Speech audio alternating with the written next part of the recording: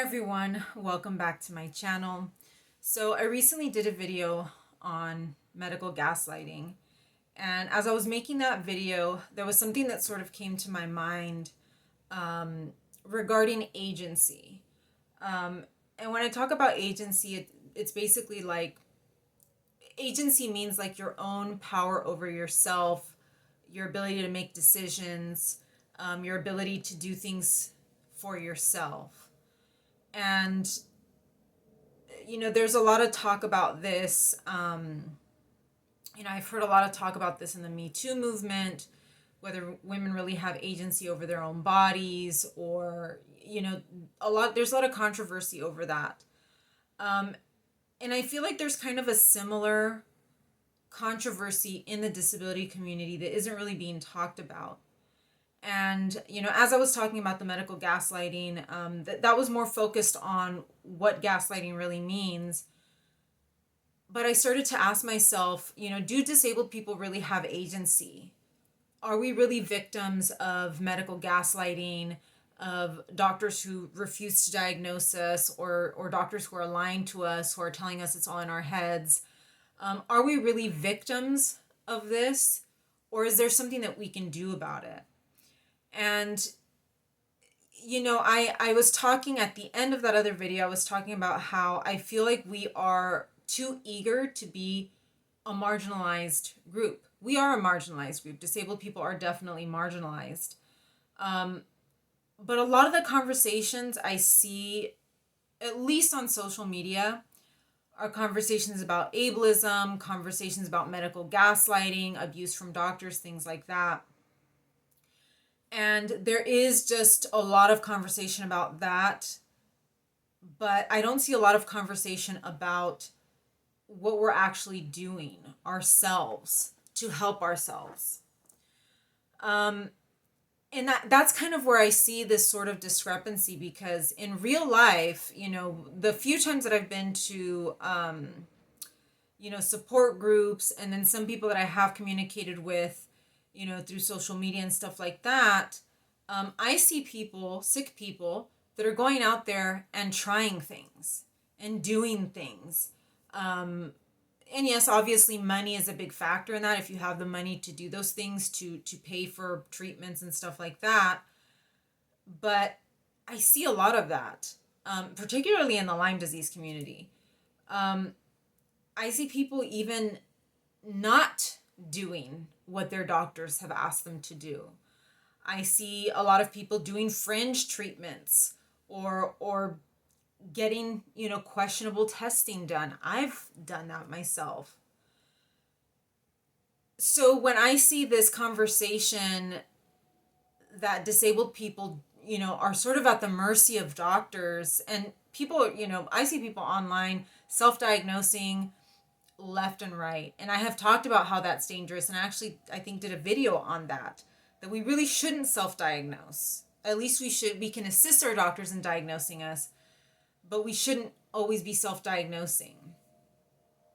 Or we shouldn't trust ourselves that much. There has to be some kind of a middle ground when it comes to that.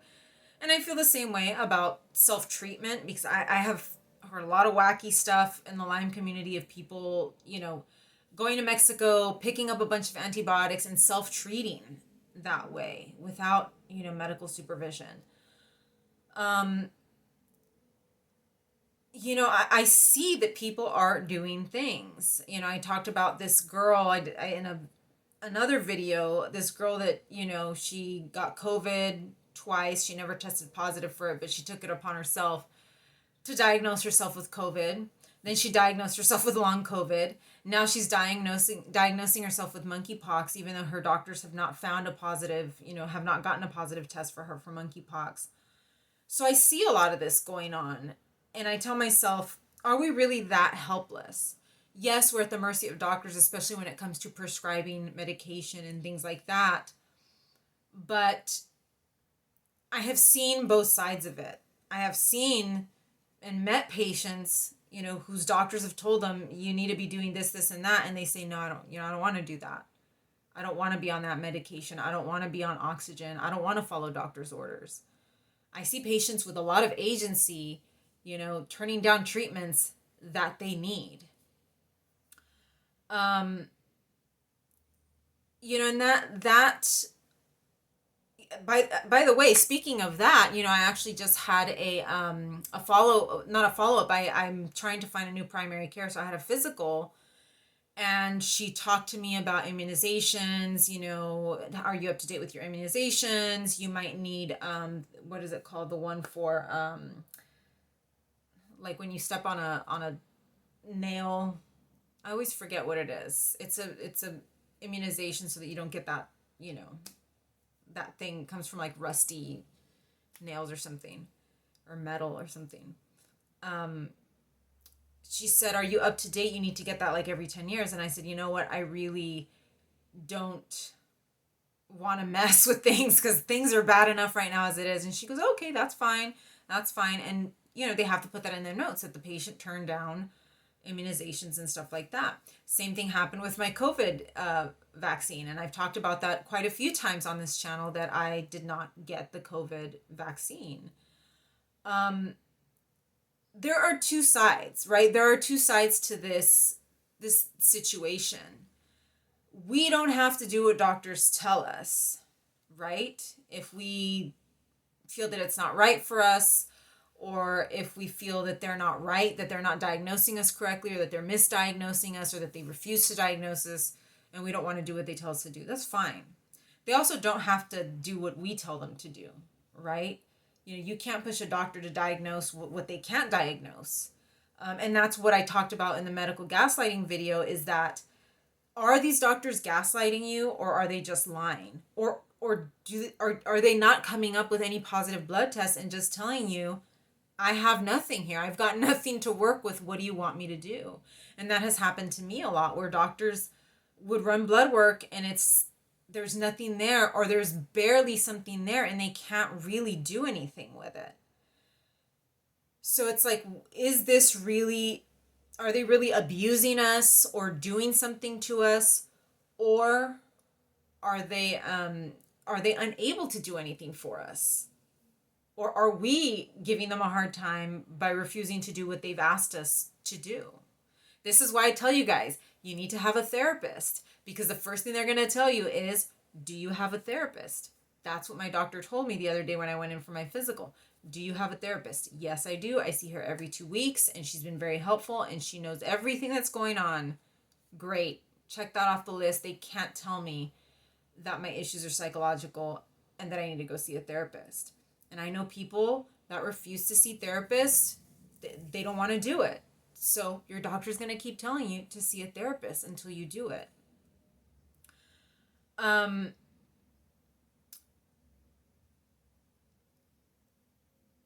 There was this thing that I saw on Twitter a while ago. I actually looked for the tweet recently because because it came up. It's kind of like a perfect example of what I'm trying to get across with this video, that, are we being marginalized or victimized, or is it just that there's something missing here, that there's missing information, or that the doctors really can't do anything, because in a lot of cases doctors can't. There was a story of this girl that she injects B12. I inject B12 as well. So when I was reading this thread this huge thread that she made, I was reading it and I was just shaking my head like, this is not only ridiculous, it's a made up story. It's a flat out lie. She's relating two things that have nothing to do with each other. So she's talking about how every time she goes to the pharmacy to pick up her prescription, she has to get needles, because you inject B12. I inject B12 subcutaneously, so that requires a diabetic needle, an insulin needle. And I'm assuming for her it's the same if she's injecting B12. And she says, there's so much discrimination against drug addicts, and it's so horrible, and I can't even get my needles. It takes the pharmacist 20 minutes. They have to call the doctor's office, because there is this culture, this hateful culture against addiction and people who use needles. And, it again, marginalization, right? I'm being marginalized. It's almost like she's co-opting the marginalization of another group, drug users, right? And saying that she's being treated like a drug user because she uses insulin needles for her B12. Well, I was reading her thread and I was like, no, you're not being treated like a drug user. You're stupid because your doctor is not ordering your prescription for this. That's why they have to call the doctor's office and request a prescription, because you're not bringing in a prescription for the needles. You can't go in to a doctor, to a pharmacy, and pick up a prescription that hasn't been prescribed to you. And insulin needles, as well as any other kind of needle, is by prescription only. Oxygen is by prescription. You can't get oxygen unless you have a prescription for it. But she turned it into this huge thing, this huge controversy. And I mean, it was a huge thread, this big thread that she was talking about how she goes in there and people stare at her, and because of the discrimination against drug users, she's being discriminated against, and it takes 20 minutes. And it's like, your doctor simply needs to give you the prescription. She can give it to you in your hand so that you could take it to the pharmacist. But if you don't have it in your hand, they have to request it. They have to call your doctor's office and get it from a doctor, because it's by prescription only. It's treated like a drug. And I know this, but most people, most ordinary run-of-the-mill people that don't deal with chronic issues, that don't have to inject B12, wouldn't know. So they would read through this thread and think to themselves, this is horrible. She's being treated like a junkie, and we shouldn't even be treating junkies this way. Or drug addicts. I'm sorry, that's a derogatory term. But that's basically what she was getting at, right? She was taking, sort of co-opting the struggle of a marginalized group, which would be drug users, and making it her own, which was completely untrue, because I know that when I need needles, and if my prescription runs out, my refills, they have to contact my doctor's office. My doctor is just very, very good at filling that prescription quickly and giving me enough refills so that I don't run into issues like that. She simply has a crappy doctor, or a doctor that's not on top of it. And again, pretending and acting like she doesn't have agency. Like she can't go to her doctor and say, you know what? I don't like waiting 20 minutes in the pharmacy. I don't like people staring at me. Can you just give me the prescription in my hand, or give me a couple of refills so that this doesn't keep happening? Granted, it could have been a completely made up story, right? It could have been totally made up. She wanted to post something that was going to catch a lot of hype, and get a lot of likes and retweets and all of that.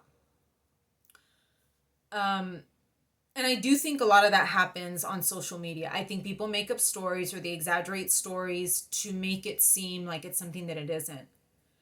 And again, I see the discrepancy. I see the discrepancy between social media and real life, between,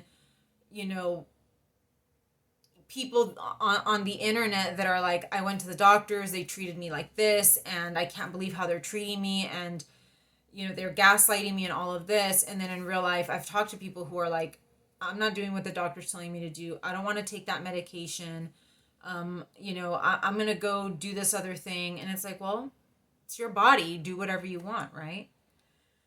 This was also a huge controversy with the COVID vaccine, where people were saying, I'm being forced to take it or I lose my job. I'm being forced. You don't have to take it, right? You don't have to take it. You can get a doctor's note, or you can find another job, and again, with people in the healthcare profession, it's like, how would you not, you're in the middle of a pandemic, you're working around people that have COVID, and you're not going to get vaccinated against it. I mean, that's kind of like the bare minimum job requirement. But for the rest of us, I didn't get it. And I obviously, I don't work, but, my doctor recently talked to me about vaccinations, and I said no, and she said fine, right? She didn't push me. She didn't, get on my case about it. I did exosomes. I had the money for it. That's, the consequences are mine, right? We have agency. We also, nowadays you can purchase any blood test that you want. I'm constantly getting emails from Quest Diagnostics to do this test or that test. I actually recently ordered, I think, a heavy metals test. You can buy these tests. Obviously, you need money for it, but you can buy them. If you have the money or if you save up for it, you can buy the test, or even just go to the doctors and ask. This recently happened to me. I think I did a video, or you might be seeing this in my next exosomes update. I got sick at the beginning of the month, and I was like, I need to get blood work done because I need to see if this is related to some of the gut issues that I've had or to some other type of acute infection. Typically, that'll show up on a blood test. One doctor didn't run it, so I went to urgent care, and the other doctor ran it. I do see a lot of that. I see people doctor shopping to get, to see if they can find a doctor that is going to tell them what they want to hear. I see people looking into tests, maybe even obscure non-FDA approved tests and treatments. So I don't think we are completely helpless, but there seems to be a culture of helplessness. I think that's what it is. It's a culture of helplessness because a lot of people say it's like victim culture. Everybody wants to be the victim. I feel like it's a culture of helplessness. And granted, like I said, we are at the mercy of doctors when it comes to getting our prescriptions, and getting medical procedures and medical care. But like I said, I see doctors, I see patients going from doctor to doctor to doctor. Eventually, they'll land at one that will tell them what they want to hear, or they'll find someone that will prescribe what they want. They will get where they need to go. And it just, like I said, you can do what the doctor's telling you to do or not. The doctor can choose to treat you or no, or to deny you care and not be your doctor, because we both have that choice. They have the choice and we have the choice as well. I have a primary care that I don't like. I'm looking for another primary care. You know what I mean? I think the question is, there are doctors who are lazy. That's undeniable. There are doctors who just don't have time, who just don't have patience. They have a lot of patience, but they don't have enough patience, if you know what I mean. And they just want to get things moving. But if your doctor is putting in the work, I mean, that's one thing for your doctor to put in the work, but are you putting in the work? I have done, this is one thing that, I sort of pride myself in. I've told you guys, like I said earlier, I have a therapist. I will always have a therapist because I don't want doctors to use that as an excuse. But have I also followed doctors' orders? Have I done everything that doctors have told me to do? Yes. I've done, I followed the diets. I followed, if they gave me medication, I tried it at least once, even if I had horrible side effects. I've done, the alternative stuff. I've done the conventional stuff. Right now I'm getting a referral to a rheumatologist because my doctor, this new primary care doctor, recommended it. She said, why don't we try that? I'm doing that. I'm getting the blood work. I'm even paying blood work out of pocket. I'm doing everything. I'm leaving no stone unturned. And I think that is empowering. Granted, it may not cure my illness. It may not, my health may not improve. But I'm doing what I need to do. I'm doing everything within my own power. And so when I see people complaining, and when I see people, and I guess the internet is just a place to go complain because that's mostly what I see. But there are people who I see that are just, it's constant. It's a constant. Every time they go to the doctors, there's a problem. They're constantly complaining. Everything is always going wrong. And I'm just like, is everything going wrong all the time? Or is it that you're just, you're just frustrated, right? You're just angry because you're not getting where you need to be or where you want to be. I'm angry too. I'm not happy with the way that things have turned out with my most recent treatment. I got to keep going. I got to keep trying. I got to keep getting tests. I got to keep doing what I need to do to figure this out. Is the anger really worth it? And I've talked about this in other videos. Being part of a marginalized group, one of the things that I've seen is that it does result in a lot of anger, feeling like you've been treated unfairly, which you have, feeling that you've been discriminated against. That kind of came out weird, just discriminated, and pushed to the side. And yes, to a certain extent, that is true. But is that anger really serving you? Is it make, I mean, because especially for us, for those of us who are sick, it's just going to make things worse. Can you channel that frustration into something productive? Because I feel like for some people it is very disabling. And for some people, they've made it into a full-time hobby to be angry. And I've seen a few people, I've actually blocked a few people. I blocked several people actually on social media because their focus is no longer their health. Their focus is how they have been marginalized and how, how everything is ableist. I mean, it's just a constant stream of complaints. And they attract a lot of the same kinds of people, just angry, unhappy, people that are just complaining about the same thing. So, I think this is something worth thinking about. Yes, disabled people, chronically ill people, we are a marginalized group, but, marginalization and agency are two different things. Do you have agency? Do you have the power to say yes or no to treatments?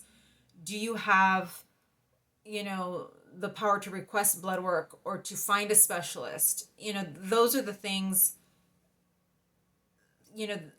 I don't feel that we are completely without agency and without power or say over our own bodies. And I think we need to kind of get away from that attitude because I think doctors do kind of will latch on to that, and they do, especially in this country, doctors do feel like they have more power and more knowledge. And I'm sorry to say this, but doctors aren't really that smart. The majority of doctors are not that intelligent.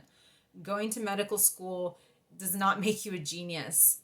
Doctors are very dumb. And those of us who are chronically ill know it because sometimes we have a simple issue that they can't figure out and we figure it out ourselves, right? So it's just something to think about. It's something that's been on my mind. It annoys me to see the sort of helplessness and the anger and the whininess because I think it's a waste of time. It's time that you could be focusing on your health and finding some kind of answer or something, some kind of